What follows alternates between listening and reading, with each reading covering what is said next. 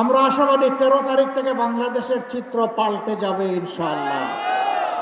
সবে আমরা কথা দিচ্ছি, এখন সরকারি প্রশাসন যন্ত্রের অবহেলা,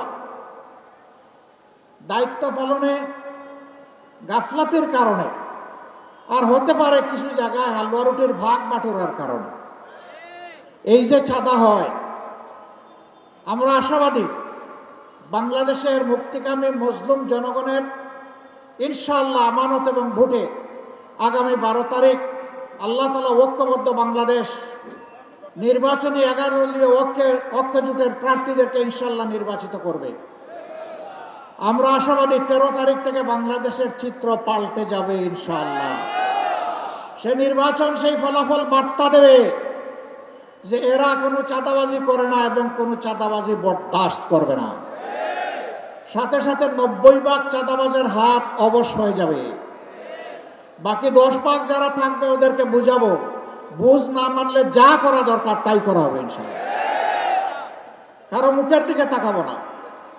চাঁদাবাজ কার বাবা, কার ভাই, কার সন্তান, চেহারা দেখে চাঁদাবাজের সাথে সেদিন আচরণ করা হবে না।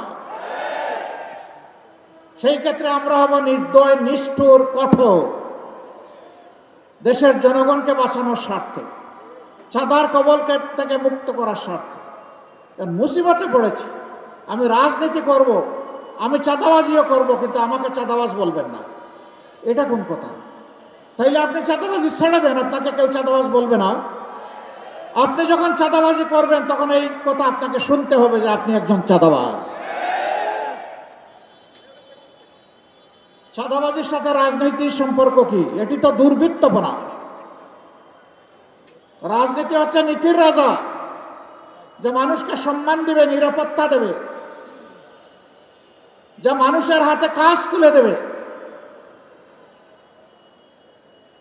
এই সাথে চাঁদাবাজের কি সম্পর্ক? কিন্তু আমরা জর্জরিত এর জ্বালায়। প্রিয় জনগণ, প্রিয় ব্যবসায়ী বন্ধুগণ, কথা দিচ্ছি শুধু আইন শৃঙ্খলা বাহিনীর সদস্যদেরকে পাঠাবো না, এই চাঁদাবাজি বন্ধ করার জন্য আমরাও মাঠে নামবো ইনশাআল্লাহ।